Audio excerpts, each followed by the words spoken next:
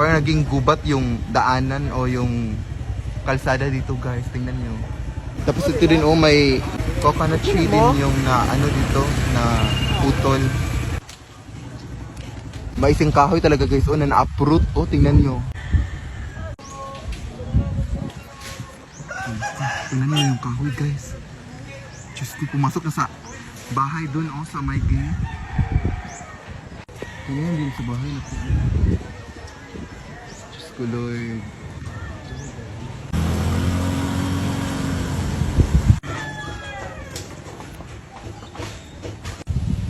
Halos hindi na nga madaanan tong ano dito daan dito.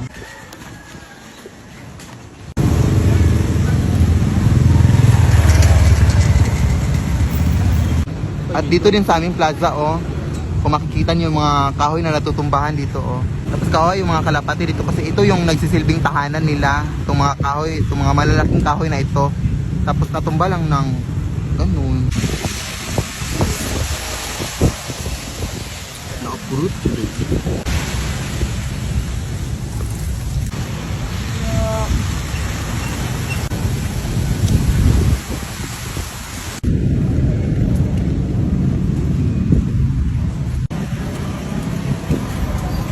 Halos lahat ng kahoy dito sa aming plaza na-uproot lahat. May mga poste din nagtutumbahan dito kung makikita niyo.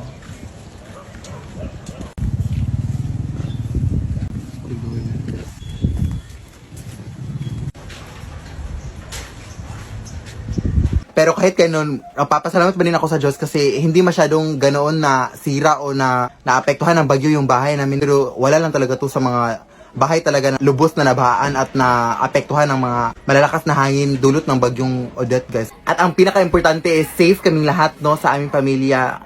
Maraming salamat sa Diyos dyan at sa aming mga kapitbahay din. Kaya ayun, mag-ingat yung lahat at laban lang sa life. And I know na God is good all the time and nalaban lang talaga kasi hindi naman tayo pababayaan ng Diyos. So, yun lang. Asan nga dito? Andiyan na sa loob ng balde dyan sa may gilid mo. Ha? Wala naman. Mga tubig lang. Wala ba siya sa loob? Hoy! Hala! Meron na ito! Nakita ko na siya! Nandito lang pala yung panty ko! Itong nakarang araw ko pa ito hinahanap. Di pa naman ito fully paid. Wala ba, Nay? Hoy! Diyos ka! Akala ko ikaw yun na! Wala naman na! Tingin nga!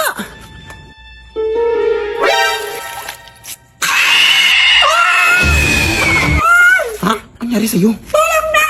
Tulungan ako!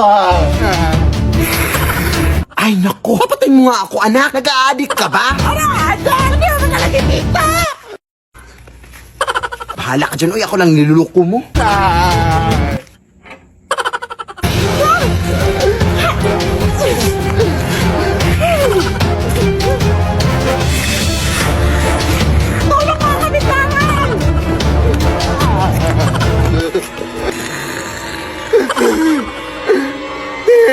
Baka makasakit yung may exam pa kami bukas. Hindi pa ako nakapag-review.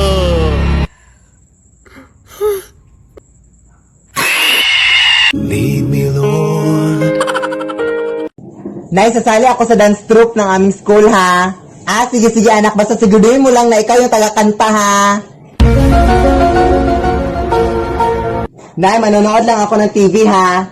Sige anak, basta siguruhin mo lang na hindi nakasaksak, ha? Kasi malaki na yung bayad natin sa kuryente. Nay, fried chicken na ulam yung bibilhin ko, ha? Sige anak, basta siguruhin mo lang na nasa loob siya ng dalata, ha? Para mas mura. Nay, punta ako sa bahay ni Jessica, ha? Sige anak, basta siguruhin mo lang na hindi ka na umuwi dito, ha? Doon ka na tumira. Huwag kang dumaan dyan. Madami mga multo dyan. Baka mapaano ka, ha? Ay, ito lang yung daan papunta sa amin, ate. Ay, bahala ka. Uy, ang tigas ng ingron mo. Bahala ka. Di naman ata totoo yan. Ay, totoo ka! May kapre! Ay, pero naka-cellphone. Taray. White lady! Pangit. Lah, maldito siya. Ah, tek-tek! Hindi mo ako buntis, wawa ka! Bakla po ako! Akala akong babae! Bakit naka-cellphone silang lahat? Anong meron? Ate, anong meron? Bakit naka-cellphone lahat ng mga multo dito? Ay, nagbabakasakali yan silang lahat na makanalo ng iPhone 16 o maging next millionaire ng CP. Check mo kasi itong account ng CP Color Game. May mga iba't ibang games at mga challenges sila na may mga exciting prizes. Kaya kung gusto mong manalo, check mo yung account nila. Go!